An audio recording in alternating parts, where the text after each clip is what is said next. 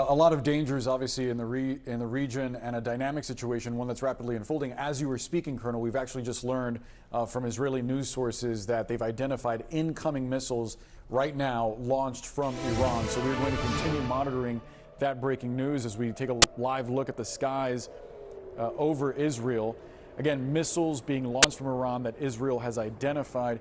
This is live in Tel Aviv right now. You hear the sirens going off, and it appears that there are projectiles in the sky right now. Colonel, if you could weigh in on the capabilities that Israel has on its own to defend itself against some of these missiles, because as we saw in the attack last October, they relied on help not only from the United States, but other regional allies as well. That's exactly right, Boris. And that help came in the form of Aegis cruisers, U.S. Air Force assets. So you had both the Navy and the Air Force providing support to the Israelis. So what the Israelis have includes, it's basically a three-tiered air defense system, air and missile defense system. One aspect of it is the Iron Dome, and there it sounded like you heard a rocket go up to try to intercept something. And what we're looking at there is the possibility of them trying to intercept one of the Iranian rockets. We may see an explosion if they hit something, and that is something that could very much change the dynamic. They don't strike every single incoming missile or rocket. What they're trying to do is they're trying to get the ones that are going to affect their population centers. And it's almost like tracer fire. There you see the blast right there. That shows that they've intercepted, and there's a strike.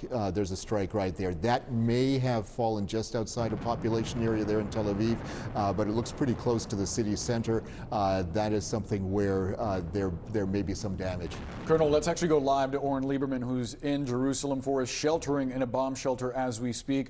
Oren, the skies over Tel Aviv lighting up right now. This is frankly what we've been waiting for over the course of the past 18 hours since the Israeli attack on Iran first took place. The response that Israel will warn could be far larger than what we have seen before. Just a few minutes ago, we got the alert from Israel's Home Front Command and from the Israel Defense Forces to head to bomb shelters.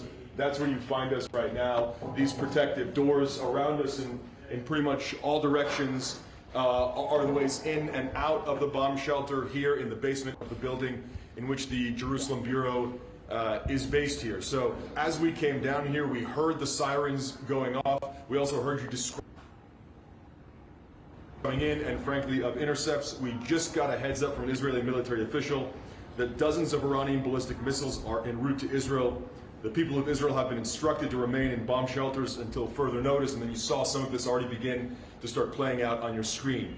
Meanwhile, the red alert, and I'm just listening to what I hear here, it's possible we're hearing intercepts from Jerusalem. It's a little hard to hear it in the bomb shelter. You may have a better sense of that, being able to see our live pictures from different places throughout Israel to see the incoming missiles. But this is frankly what had been expected. A potentially large-scale Iranian ballistic missile attack, one that could attempt to overwhelm Israel's aerial defense systems. And whether this is all of it or the beginning of it, regardless, it is, according to Israel's military, incoming here to head into the bomb shelter. A short while ago, there were red alerts in different areas throughout the country. That's the warning of incoming incoming Iranian missiles here. And that coming just a short time ago, that compelled us to head into this bomb shelter here as we wait for the latest. This could be a longer period that we'll spend down here. It could be in and out throughout the evening. This is effectively what Home Front Command had said, that stay close to bomb shelters throughout the day. And we had seen out on the streets of Jerusalem, there were far fewer people out since early this morning. And now just a few moments ago, probably about an hour ago, and then again 10 minutes ago, there were two more alerts from Home Front Command. Stay close to shelters. And then just before we headed down here, that heads up to head to shelters, and that's where you find us right now. We're waiting for more updates coming in from the Israeli military. As of right now, the number is dozens of Iranian ballistic missiles are en route to Israel. We have seen Iran launch far larger barrages of more than 100 ballistic missiles. We also saw them launch approximately 100 drones much earlier in the day. From what we heard from the IDF, only one of those got through, and that was in northern Israel, but it was never the drones that were the major concern. It was always the ballistic missiles And that, at least from what we're hearing right now, is what's playing out outside of the bomb shelter here. Oren, please stand by. Obviously, the news here, blasts heard in Tel Aviv after Israel confirmed that there were incoming ballistic missiles launched by Iran.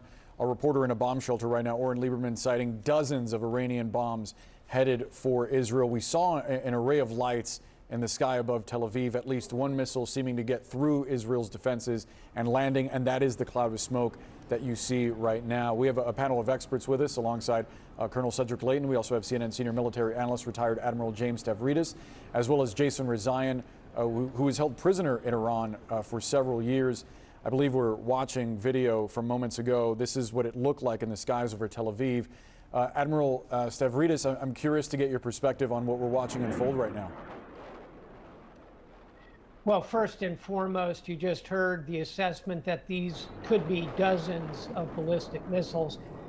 This will sound odd. I hope so. I hope it's only dozens. What we ought to be concerned about is not a few dozen. That does pose a risk. A few may or may not get through.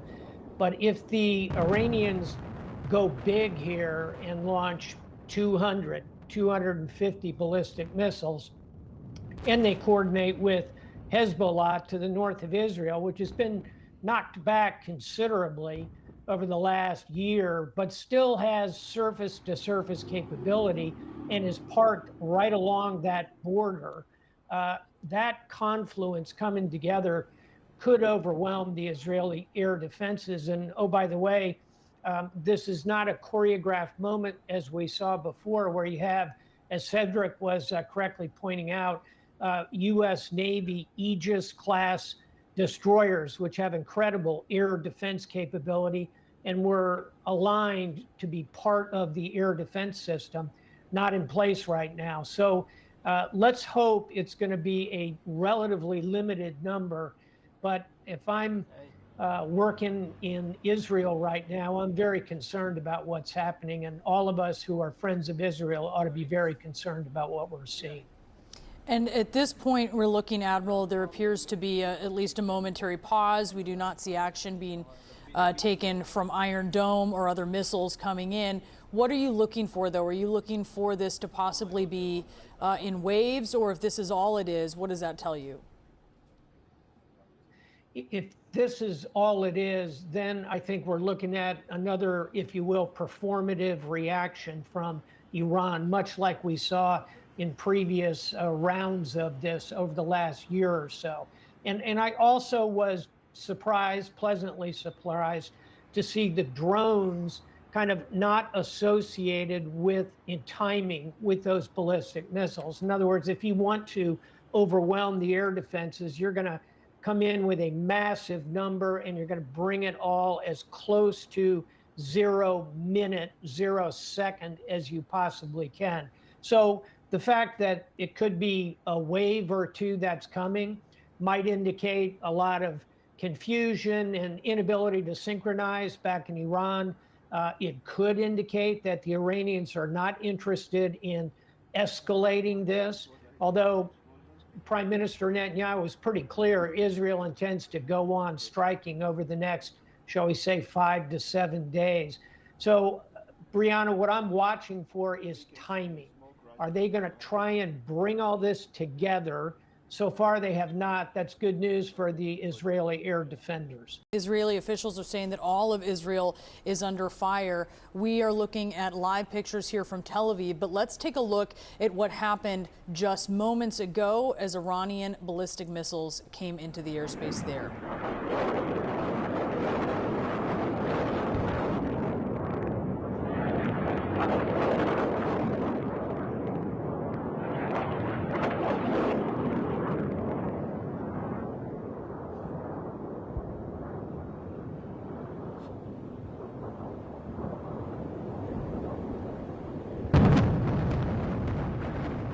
I want to bring in former Israeli Ambassador Michael Oren. Ambassador, how are you? What are you seeing here? And how do you think that people outside of the region should be viewing what they have been witnessing here over the last day? My family and I are in our safe room, Brianna. We're okay. The building shook not a little bit a couple of minutes ago. And we've received warnings on our cell phones, very sophisticated warnings that tell us exactly what to expect and where to go when the expected arrives. And the expected did arrive, apparently 100 rockets fired at Israel. And Israeli news is reporting that 7 have hit in the greater Tel Aviv area. So that, by the way, is not an unusual number. Our missile defense systems, which are multi-level. It's Iron Dome is the bottom, but it's David Sling for middle range rockets, Arrow 2 for suborbital rockets, Arrow 3 for orbital rockets. These are joint Israeli-American missile systems, anti-missile systems. They're about 90 to 95% effective. And so if Iran has fired 100 rockets at us and 5 to 7 hit, that's par for the course.